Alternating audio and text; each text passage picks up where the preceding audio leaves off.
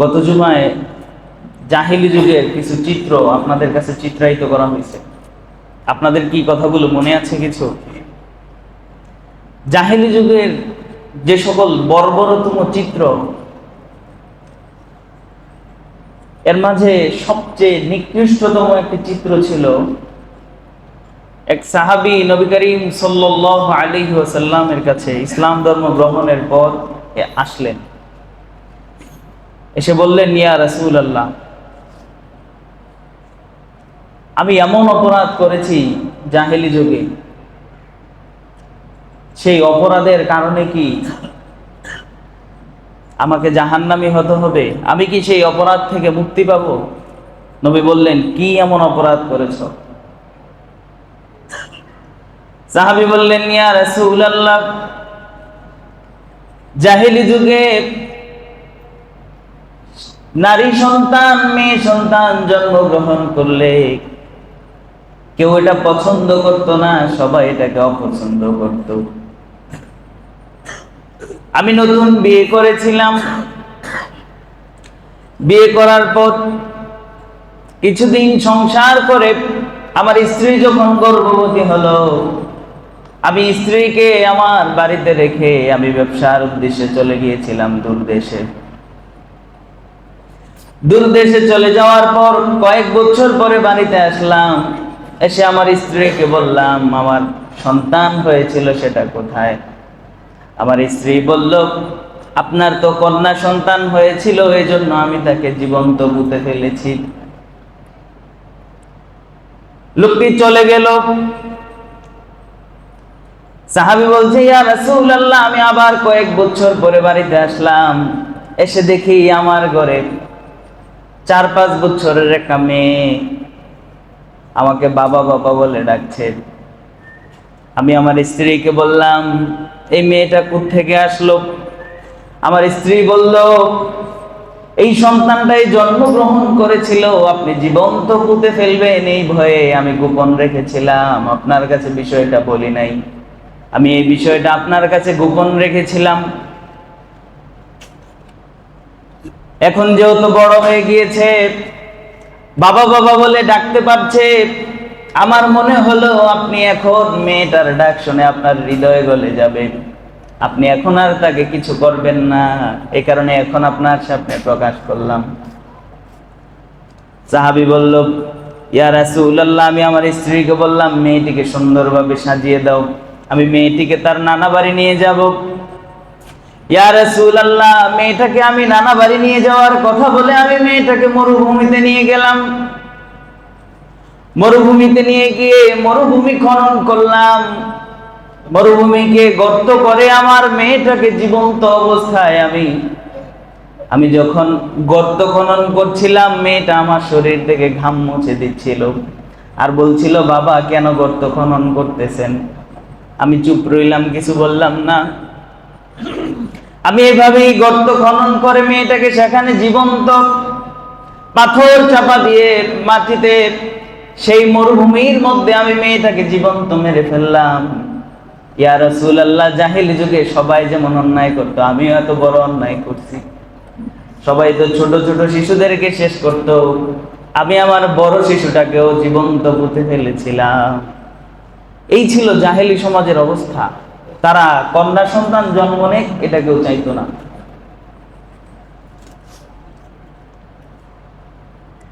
এমন একটা বর্বরতম অবস্থা বিশ্বব্যাপী ছেয়ে গিয়েছিল। পৃথিবীর অন্যান্য অঞ্চলগুলোতে তখনকার 2 পরাশক্তি মহাশক্তিধর রাষ্ট্র ছিল, কেসরা এবং কায়সার, রোম এবং পারস্য। এই 2 পরাশক্তিও ছিল অন্ধকার যুগে নিমজ্জিত। অপরদিকে আমাদের ভারত উপমহাদেশ ছিল আরো জঘন্যতম অন্ধকারাচ্ছন্ন, অজ্ঞতায় ভরপুর। সেখানে নারীদেরকেও জীবন্ত স্বামীর সাথে চিতায় পুড়ে ফেলা হতো। এমন এক গাঢ় অন্ধকার অমানিসা ছেয়ে গিয়েছিল বিশ্ব। প্রয়োজন বোধ করলেন যে তাদের মাঝে আলো দরকার। আল্লাহ একজন আলো, একজন পথ প্রদর্শক, যিনি পুরা পৃথিবীর মানুষকে অন্ধকার থেকে আলোর দিকে নিয়ে আসবেন। একজন ব্যক্তি, একজন মহামানব, একজন শ্রেষ্ঠ মানবের অবতরণ প্রয়োজন বোধ করলেন। এখন প্রশ্ন হলো, পুরা পৃথিবী তো অন্ধকারে ছেয়ে গিয়েছিল, অন্ধকারে নিমজ্জিত ছিল পুরো বিশ্ব, তবে আরবের সেই মক্কা নগরীতেই, জাজিরাতুল আরবেই কেন আল্লাহর রাসূলকে প্রেরণ করলেন? ভারত উপমহাদেশে কেন প্রেরণ করলেন না? ইরানের দিকে কেন প্রেরণ করলেন না? কেসরা, কাইসার, রোম, পারস্য, ইউরোপে কেন প্রেরণ করলেন না? আরবের মানুষেরা, তারা যেমন জঘন্যতম অপরাধী ছিল, তাদের মাঝে এমন অসামান্য কিছু গুণ ছিল, এমন অনন্য কিছু গুণ ছিল, যে গুণগুলো তখনকার বিশ্বে, তখনকার দুনিয়ায় অন্য আর কোনো জাতি গোষ্ঠীর মধ্যে ছিল না। অন্যান্য জাতিগোষ্ঠীর মধ্যে আত্ম অহংকার, আত্মগরিমা এটা বেশি ছিল। তারা নিজেদেরকে মনে করত জ্ঞান, বিজ্ঞান, সভ্যতা, আলাদা সংস্কৃতিতে তারা শ্রেষ্ঠ। এজন্য সেই সকল অঞ্চলে, সেই সকল এলাকায়, সেই সকল এলাকার লোকদের মাঝে আল্লাহ রসুলের দাওয়াত কার্যকর হওয়ার সম্ভাবনাটা ছিল খুবই কম।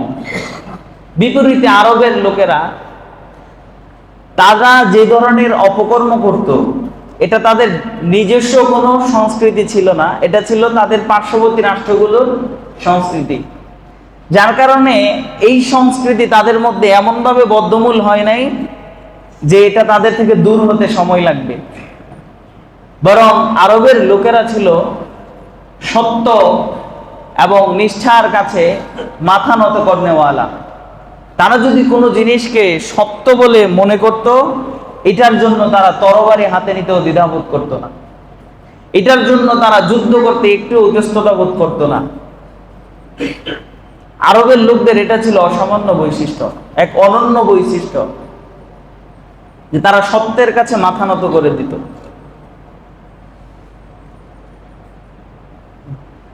একটা সমাজে আপনারা খেয়াল করবেন, যে মানুষরা সরল সোজা হয়, যে মানুষরা ভিতরে পেঁচগোছ থাকে না, এরা খুব রাগী হয়, খুব রাগী হয়। এটা স্বাভাবিক, সবাই বুঝেন এবং জানেন।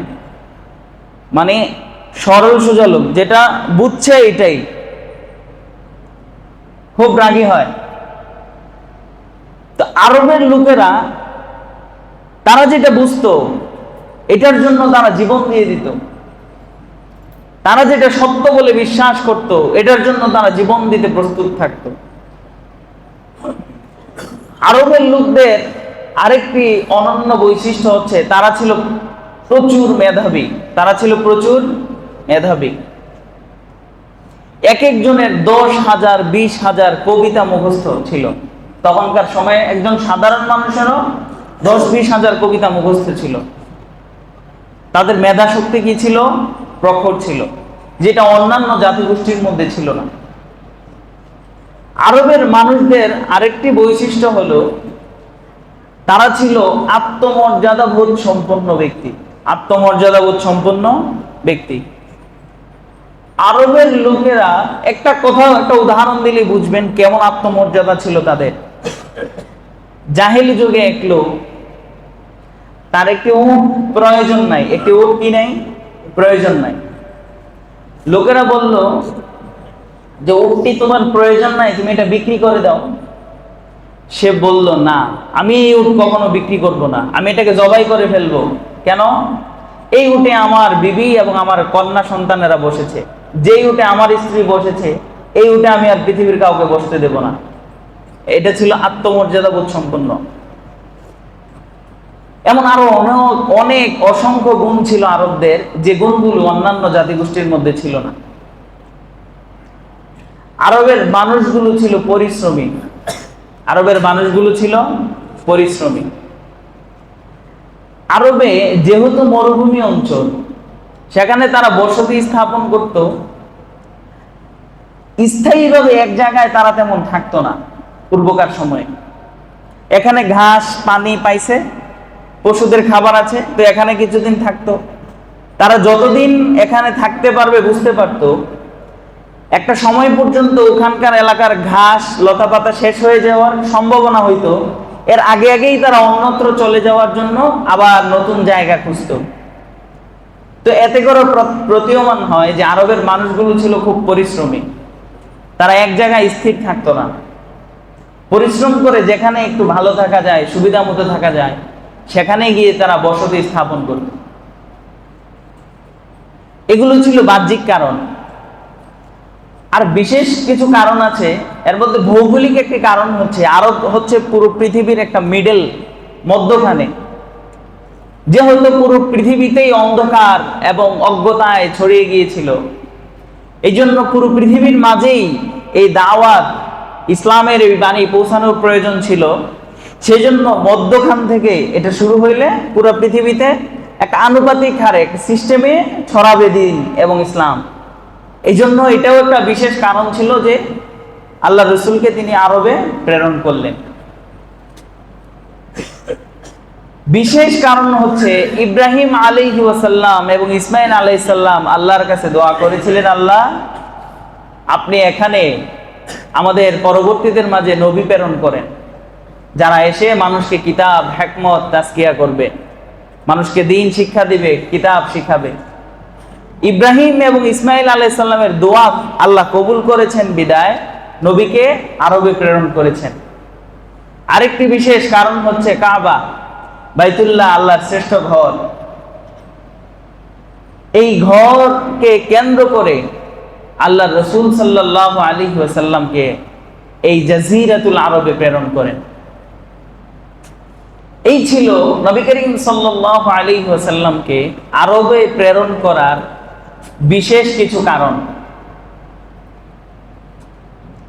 এখন আসুন নবী করিম সাল্লাল্লাহু আলাইহি ওয়াসাল্লামের জন্ম বৃত্তান্ত নিয়ে কিছু কথা বলা যাক। আপনারা কি সূর্যোদয় দেখেন না? সূর্যোদয়, সূর্য পূর্ব দিকে উদিত হওয়ার আগে আকাশটা ধীরে ধীরে ফর্সা হতে থাকে, একটা লালিমা পূর্ব দিগন্তে ছড়িয়ে পড়ে, বোঝা যায় একটু পরেই কি উঠবে? সূর্য উঠবে। নবুয়তের সূর্যোদয়, নবী করিম সাল্লাল্লাহু আলাইহি ওয়াসাল্লাম যে পৃথিবীর বুকে আগমন করবেন, নবী যে পৃথিবীতে আসবেন, এটাও পূর্ব থেকে মানুষ কিছুটা অনুভব করতে পেরেছে।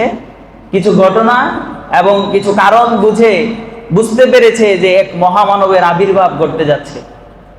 এটাকে সিরাবিদগণ ইরহাসাদ বলে দাবি করেন। এটাকে কি বলা হয়?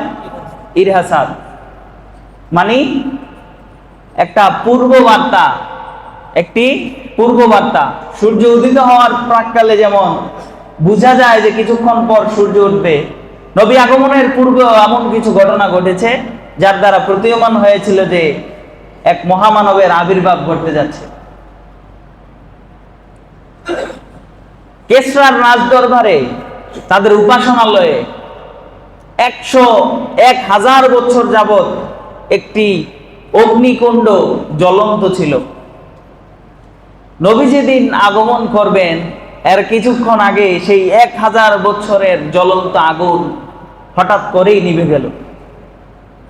সেখানকার মানুষগুলো চিন্তায় পড়ে গেল, 1000 বছরে আগুন জ্বলছে, হঠাৎ নিভে গেল কেন? বিশেষ একটি ঘটনা হচ্ছে হস্তি বাহিনীর ঘটনা, যেটা আল্লাহ পাক রব্বুল আলামিন কোরআনুল কারীমে সূরা ফিলের মধ্যে বর্ণনা করেছেন। আউযু বিল্লাহি মিনাশ শাইতানির রাজীম। বিসমিল্লাহির রহমানির রহিম। ألم تر كيف فعل ربك بأصحاب الفيل ألم يجعل كيدهم في تضليل وأرسل عليهم طيرا أبابيل ترميهم بحجارة من سجيل فجعلهم كعصف مأكول। হস্তি বাহিনীর ঘটনা আপনারা অনেকেই শুনেছেন। ইয়ামানের সানআ নামক জায়গা, ইয়ামানের রাজধানী নাম কি? সানআ। সেখানকার একজন গভর্নর ছিল, তার নাম ছিল আব্রাহা। আব্রাহা সেই গভর্নর, তার হিংসা হতো যে মানুষ কাবায় গিয়ে কেন ইবাদত করে, এটা তার হিংসা হতো। সেই হিংসার রেশ ধরে সে ইয়ামানের সানআতে কাবাকে অনুসরণ করে এমন একটি ঘর স্থাপন করলো যেন মানুষ এখানে এসে কাবা শরীফকে যেমন তাওয়াফ করে, কাবা শরীফকে যেমন তাজিম করে, মানুষজন যেন আর সেখানে না গিয়ে ইয়ামানের সানআতে তার বানানো উপাসনালয়ে গিয়ে ইবাদত করে, সেখানে যেন মানুষের লোক সমাগম হয়, সেখানে যেন ওই ঘরটাকে ওইভাবে শ্রদ্ধা করা হয়। কাবা শরীফের প্রতিপক্ষ হিসাবে সে আরেকটি, প্রতিদ্বন্দ্বী হিসাবে আরেকটি ঘর নির্মাণ করলো। আপনারা অবাক হবেন, কাবা শরীফের আশপাশের লোকজন কাবা শরীফকে নিজের জীবনের চেয়েও বেশি ভালোবাসতেন, কাবা শরীফের জন্য জীবন দিতে তারা প্রস্তুত থাকতেন। যখন আব্রাহা এরকম কাজ করলো, মক্কার আশপাশের লোকদের ভিতরে অগ্নিশর্মা হলো, তাদের অন্তর আগুনে জ্বলজ্বল করছে, কিভাবে সেই কাজ করলো। এই জন্য সেই মক্কা নগরীর এক লোক আব্রাহার সেই ঘরে, সেই বানানো উপাসনালয়ে গিয়ে টয়লেট করে আসছে। এটা একটা কিসের ঘর? এটা তো আল্লাহর ঘর না, মানুষের বানানো ঘর। এই জিনিসটা আব্রাহার কাছে গেছে, এই সংবাদ যে আপনার ঘরে এই কাজ করছে, নোংরা কাজ করছে। আব্রাহার মেজাজ গরম হয়ে গেল। আব্রাহা শত শত হস্তি বাহিনী, তার সৈন্য সামন্ত নিয়ে কাবা শরীফকে ধ্বংস করার উদ্দেশ্যে কাবার দিকে রওনা হলো। আব্রাহা কাবা শরীফে আসার কয়েক কিলোমিটার আগেই তাবু স্থাপন করলো, তাবু গাড়লো।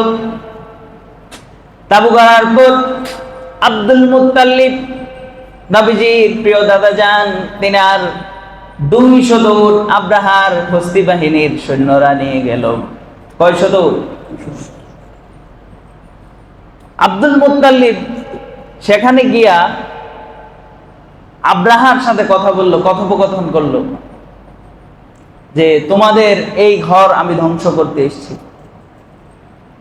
কাবা শরীফের মানুষের হৃদয়ে এই বিশ্বাস ছিল এটা আল্লাহর ঘর, পৃথিবীর কোনো মানুষ, কোনো শক্তি এটাকে ধ্বংস করতে পারবে না। তিনি বলিষ্ঠ কণ্ঠে সুন্দরভাবে উত্তর দিলেন অবলীলায় যে আমার 200 উট আমার ফেরত দিয়ে দাও, তোমার যা মন চায় করো। সে বলল, অবাক হয়ে গেল, তোমাদের ঘর এটা তোমরা রক্ষা করবে না? তোমার নিজের উট চাইতে আসছো? আমি তো ভাবছি উট তুমি চাইতে আসো নাই, তুমি আসছো যে যা হওয়ার হয়েছে, কিন্তু কাবা ঘর রক্ষা করতে হবে, এটাকে কিছু করো না। কিন্তু তাদের বিশ্বাস এমন ছিল যে ঘর কোনো মানুষ কখনো ধ্বংস করতে পারবে না। সে তার 200 উট ফেরত দিয়ে দিল। কয়েক কিলোমিটার দূরে তাবু স্থাপন করলো। মক্কার মানুষগুলো ভয়ে তারা কাবা শরীফের আশপাশ থেকে দূরে সরে গেল। ওই হস্তি বাহিনী নিয়ে আব্রাহা সামনে আসতে শুরু করলো। আব্রাহার যে হস্তি, সিরাতে ইবনে হিশামের মধ্যে লিখে, এই হস্তিকে সে সামনের দিকে আগায়, কিন্তু হস্তি সামনে যায় না। আবার সানার দিকে যখন যেতে বলে দৌড় শুরু করে। এক পর্যায়ে বাধ্য করেই এই হস্তিকে নিয়ে তিনি সামনে অগ্রসর হলেন। আল্লাহ পাক রব্বুল আলামিন সমুদ্রের পার্শ্ববর্তী এলাকা থেকে, সমুদ্র থেকে এক জাক পাখি প্রেরণ করলেন, যে পাখিগুলোর প্রত্যেকের পায়ে আল্লাহ পাক ছোট্ট ছোট্ট পাথরের টুকরা দিয়ে দিলেন। আলাম তারা কাইফা ফাআলা রাব্বুকা বিআসহাবিল ফিল। ওই হস্তি বাহিনী আব্রাহার সাথে আল্লাহ কেমন আচরণ করেছে তোমরা কি দেখোনি? আলাম ইয়াজাল কাইদাহুম ফি তাওলিল ওয়া আরসালা আলাইহিম তায়রান আবাবিল। আল্লাহ পাক যাকে যাকে পাখি পাঠালেন, তারমিহিম বিহিজারাতিন মিন সিজিল ফাজআলাহুম কাআসফিন মাকুল। ফাজআলাহুম, আল্লাহ পাক তাদেরকে করে দিলেন কাআসফিন মাকুল, চিবানো ঘাসের মতো। ঘাস চিবাইলে, মাকুল মানে হলো চিবানো, খাওয়া, মানে যেই ঘাস খাওয়া হয়ে গেছে চিবাইয়া ওই ঘাসকে কেমন করে ফেলে? একটা ঘাস চিবাইলে আর কি থাকে? আল্লাহ পাক আসহাবে ফিলের সেই হস্তি বাহিনীকে, আব্রাহার বাহিনীকে ওইরকম চিবানো ঘাসের মতো ধ্বংস করে দিলেন। আল্লাহ পাক কাবাগর রক্ষা করলেন। এই ঘটনার ওই বছরই 570 খ্রিস্টাব্দে এই ঘটনা ঘটে। আরবের মানুষের মাঝে এই বছরকে তারা ঘোষণা দেয় আমুল ফিল। আমুল ফিল মানে হস্তি বাহিনীর বছর, মানে এটা তাদের কাছে একটা উল্লেখযোগ্য। এই ঘটনার পর থেকে বিশ্ব দরবারে কাবা শরীফের নাম উজ্জ্বল হয়ে যায় এবং ইয়ামানের যেই লোকেরা এটা ধ্বংস করতে আসছিল তাদেরও আলাদা একটা ভক্তি এবং শ্রদ্ধাবোধ তৈরি হতে শুরু করে। আর ওই বছরই নবী করিম সাল্লাল্লাহু আলাইহি ওয়াসাল্লাম 570 খ্রিস্টাব্দে জন্মগ্রহণ করেন। এখন কয় তারিখে জন্মগ্রহণ করছেন এটা নিয়ে হচ্ছে মতনৈক্য। সবচেয়ে প্রসিদ্ধ মত হচ্ছে 12ই রবিউল আউয়াল, কিন্তু বিশুদ্ধ মত নয়। প্রসিদ্ধ আর বিশুদ্ধ এক নয়। বিশুদ্ধ মত হচ্ছে 9ই রবিউল আউয়াল নবী করিম সাল্লাল্লাহু আলাইহি সাল্লাম জন্মগ্রহণ করেন। কতই রবিউল আউয়াল? 11 তারিখের কথাও আছে, 8 তারিখের কথাও আছে, 9 তারিখের কথাও আছে। এখানে মোট 5টা মতামত আছে। এর মধ্যে সবচেয়ে নির্ভরযোগ্য এবং বিশুদ্ধ মত হচ্ছে 9 তারিখেরটা এবং 8 তারিখেরটা। আর 12 তারিখেরটা প্রসিদ্ধ মত, কিন্তু এই মতটা একটু দুর্বল। এটাই যারা সিরাত গবেষক তাদের মতামত, আমার বানানো কোনো কথা নয়। আল্লাহ রাসূল সাল্লাল্লাহু আলাইহি ওয়াসাল্লাম তিনি যখন মায়ের পেটে আসলেন, তিনার মাতার নাম ছিল আমেনা। আমেনা বলেন, পৃথিবীতে অন্যান্য মহিলারা যখন বাচ্চা নিত পেটে, অন্যান্য মহিলারা তাদের যেই সন্তান গর্ভে ধারণ করার কষ্ট হতো, আমি মুহাম্মাদুর রাসূলুল্লাহকে পেটে ধারণ করার পর বিন্দুমাত্র কষ্ট হয় নাই। অন্যান্য মহিলারা তাদের পেটে বাচ্চা আসলে কূপে যেতে পারতো না, কূপে গিয়ে পানি আনতে পারতো না, কিন্তু আমি নবীকে পেটে নেওয়ার পরেও কূপে গিয়ে স্বাভাবিকভাবে চলাচল করতাম, কূপে নিয়ে গিয়ে পানি আনতাম, অন্যান্য যত কাজ আছে সব করতাম, আমি এক বিন্দু পরিমাণ কষ্ট অনুভব করি নাই। এটাও একটা ইরহাসাত যে কেমন মানব, পেটে আসলে তো ব্যথা করবেই স্বাভাবিক, বমি বমি ভাব হয়, খাবার খেতে পারে না। আল্লাহর কসম, আমি আমেনার জীবনে কখনো এরকম হয় নাই যে আমার বমি হয়েছে, আমি খাবার খেতে পারি না, আমি একটু অসুস্থ হলাম না, এভাবেই নবী আমার গর্ভে আসলো আর গর্ভপাত করলাম আমি। নবী করিম সাল্লাল্লাহু আলাইহি ওয়াসাল্লাম তিনি যখন জন্মগ্রহণ করবেন, উপর হয়ে জন্মগ্রহণ করেছেন, উপর হয়ে। মা আমেনা বলছেন, আমি এমন একটা আলো দেখতে পেলাম যে আলোর মাধ্যমে আমি বুঝতে পারলাম এই আলোটা পৃথিবীর চতুর্দিকে ছড়িয়ে গিয়েছে। শিমাল থেকে জুনুব, জুনুব থেকে শিমাল, মাশরিক থেকে মাগরিব, চতুর্দিকে আলো ছড়িয়ে গেল। আমি বুঝতে পারলাম এটা কোনো সাধারণ মানুষের জন্ম নয়, এক অনন্য শ্রেষ্ঠ মানবের জন্ম। আল্লাহ রাসূল সাল্লাল্লাহু আলাইহি ওয়াসাল্লাম তিনার জন্মগ্রহণ এই সংবাদ যখন আবুল আহাব শুনলেন, আবুল আহাবের এক বাদীকে সাথে সাথে সে আজাদ করে দিল খুশিতে। কাফেররাও, মানে নবীর আগমনের কথা শুনে কাফেররাও খুশিতে বাকবাক।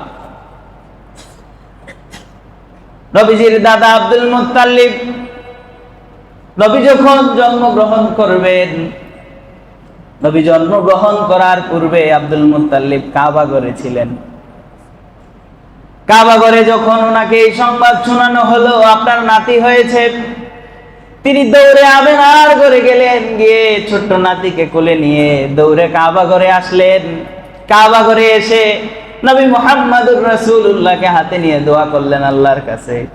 দোয়া করে সাথে সাথে নাম রাখলেন মুহাম্মদ। কি নাম রাখলেন? কিতাবগুলোতে লেখে নবীজি দুনিয়ায় আগমনের পূর্বে প্রায় ৬,০০০ বছর অতিবাহিত হয়েছে।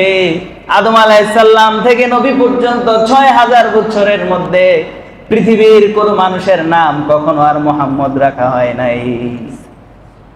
এই মুহাম্মদ নাম নবীজিরই প্রথম রাখছে। অন্যান্য কিতাবগুলোতে ছিল শেষ নবী যখন আসবে তিনার নাম হবে মুহাম্মদ। শেষ নবী যখন আসবে তিনার নাম হবে মুহাম্মদ। এই সংবাদ আরবের মানুষ জানতো, কিন্তু আব্দুল মুত্তালিব অজ্ঞাতবশত নাম রাখলেন মুহাম্মদ। মানুষজন অবাক হয়ে গেলেন। এখান থেকে তারা বুঝতে শুরু করলেন এ কোনো সাধারণ মানুষ নয়, অসাধারণ এক মানুষ। শুধু নবীর জন্মকে কেন্দ্র করে পৃথিবীব্যাপী কত হাজার হাজার কবিতা লেখা হয়েছে, হিসাব নাই। হিসাব আছে? নবীর আগমনটা পৃথিবীর জন্য, পৃথিবীর এই পুরাটা পুরা সিস্টেমকে পরিবর্তন করে দেওয়ার জন্য যথেষ্ট ছিল। নবী আগমনের পূর্বে বিশ্বের যে অবস্থা ছিল, পারস্যের বড় বড় কিছু বিশাল বিশাল কিছু ফটক ছিল, ওই ফটকগুলো ধ্বংস হয়ে গেছে। মানে এক উত্তাপ শুরু হয়েছিল পৃথিবীর মধ্যে। এই উত্তাপের মাধ্যমে এই কম্পন এবং প্রকম্পন সৃষ্টি হওয়ার মাধ্যমে সেই বড় বড় ফটকগুলো ধ্বংস হয়ে গেছে। নবী আসলেন দুনিয়ায়। কত তারিখে আসলেন? বললাম এটা একটা ইখতিলাফপূর্ণ বিষয়, মতানৈক্যপূর্ণ বিষয়। এজন্য নির্দিষ্টভাবে বলা যায় না কোনটা সঠিক। এটাও হতে পারে, ওটাও হতে পারে। জন্মকে কেন্দ্র করে ইসলামে কোনো অনুষ্ঠান, কোনো জন্মবার্ষিকী বা এই ধরনের কোনো বিধান ইসলামে নেই। তাহলে ইসলামে কি আছে? আল্লাহ রাসূল নিজের জন্মদিনে কি করতেন? নবী করিম সাল্লাল্লাহু আলাইহি ওয়াসাল্লাম সোমবার দিন জন্মগ্রহণ করলেন। সাহাবায়ে কেরাম যখন জিজ্ঞেস করতেন, ইয়া রাসূলুল্লাহ সোমবার দিন কেন রোজা রাখেন? নবী বলতেন, এই দিনে আমি জন্মগ্রহণ করেছি। তাহলে জন্মদিনের দিনে করলে কি করা যায়? রোজা রাখা যায়। কিন্তু হতভাগ্য মুসলমান একদল লোক, তারা এই দিনে মিষ্টি বিতরণ করে খায়। নবী এই দিনে আগমন করছে, আনন্দে কি করা দরকার ছিল? রোজা রাখা দরকার ছিল। যদি কেউ একান্তই পালন করতে চায়, সে কোরআন সুন্নাহ অনুযায়ী কি করবে? রোজা রাখবে। কিন্তু ভিন্ন যে কাজটা করে সেটা ইসলাম সমর্থন করে না। হ্যাঁ, তবে আমরা আবেগকে মূল্যায়ন করি। আল্লাহ রাসূলের অনেক ভক্ত আছে, আবেগের বশীভূত হয়ে অনেক কিছুই করার চেষ্টা করে, মানে আবেগকে দমায় রাখতে পারে না। আমরা তার আবেগকে শ্রদ্ধা করি, সম্মান করি। আবেগ দেখানো ভালো, কিন্তু শরীয়তের পরিমণ্ডলের ভিতরে থেকেই এগুলো করা উচিত।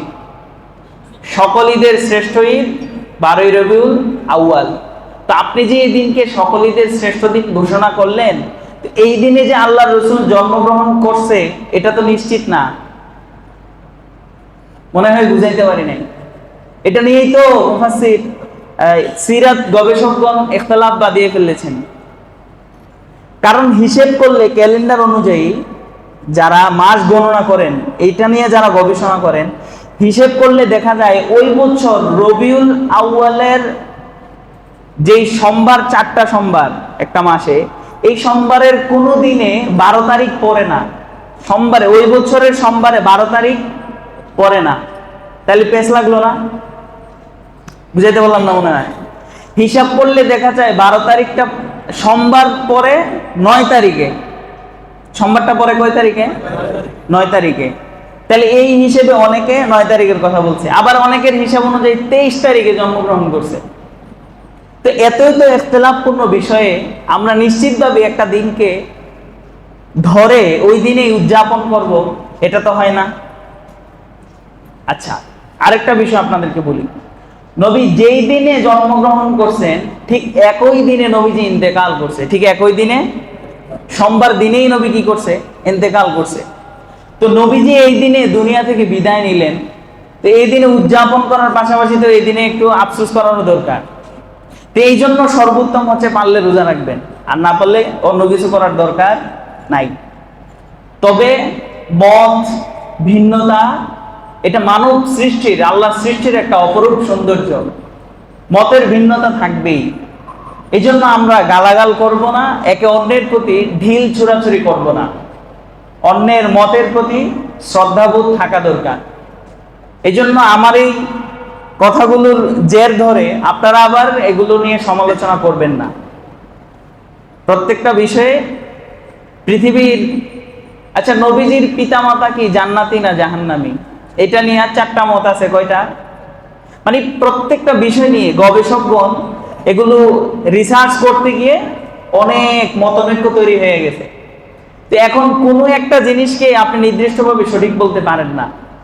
একমাত্র কোরআন এবং সুন্নাহ, সহিহ হাদিসের ভিত্তিতে, কোরআন সুন্নাহ, যেমন নামাজ 5 ওয়াক্ত, এটা নিয়ে কারো কোনো ইখতিলাফ আছে? মানে মৌলিক বিষয়ের ক্ষেত্রে আমরা সবাই কি এক, কিন্তু ছোট্ট ছোট্ট সাধারণ সাধারণ জিনিস নিয়ে আমাদের মাঝে কি হয়? মতভিন্নতা হয়, যেগুলো কোনো আলোচনার বিষয়ও না। নবীর জন্ম যেদিনই হোক, নবীকে আসছেন কেন? দিন প্রচারের জন্য, মানুষকে শিক্ষা দেওয়ার জন্য, ঈমানের দায়িত্ব নিয়ে।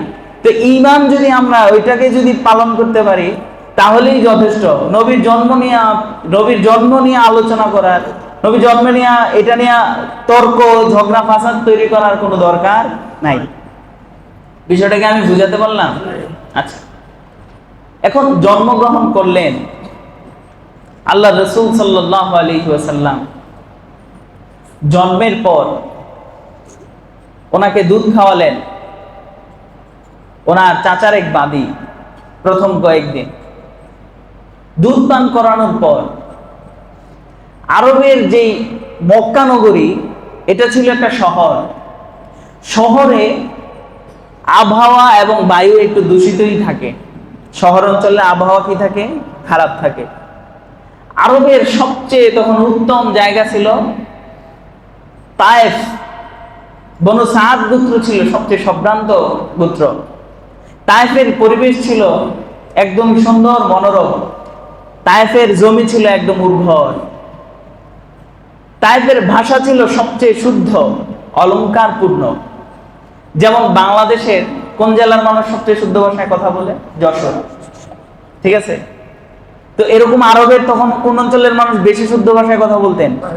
তায়েফের। মক্কা নগরীতে সকল অঞ্চলের মানুষ আসার কারণে তাদের আরবি ভাষাটা গ্রাম্য, ওই নোয়াখাল্লা, বরিশাল্লা, মানে মিক্স হয়ে গেছে, বুঝছেন? এই জন্য মক্কার সন্তানদেরকে, মক্কার মানুষগুলো এখানে রেখে লালন পালন করতেন না। শুদ্ধ যে অঞ্চলগুলো, বিশেষ করে তায়েফ, সেখানে পাঠিয়ে দিতেন, যেন সেখান থেকে সে উত্তম আচার আচরণ, একটা সুন্দর পরিবেশে বড় হয়ে, একটা উর্বর জমি, একটা উর্বর এলাকায় বড় হয়ে তারপর যেন আসে। এই জন্য তায়েফ অঞ্চল থেকে নারীরা তারা অর্থের বিনিময়ে মক্কায় এসে শিশু সন্তান নিয়ে যেত। 2 বছর লালন পালন করে একটা অর্থ তারা চুক্তি করে নিত। 2 বছর পর আবার এই সন্তানকে তাদের হাতে ফেরত দিয়ে যেত। বিভিন্ন দিনে বাজারের দিন আসে মক্কায়, তায়েফ থেকে মহিলারা আসে আর মক্কা থেকে ছোট ছোট শিশুদেরকে নিয়ে যায়।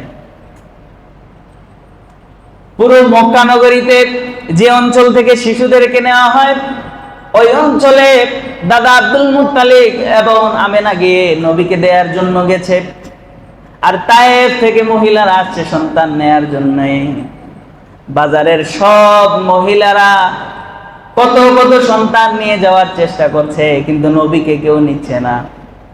বাবা যদি না থাকে তাহলে অর্থ কি বেশি পাওয়া যাবে না কম পাওয়া যাবে?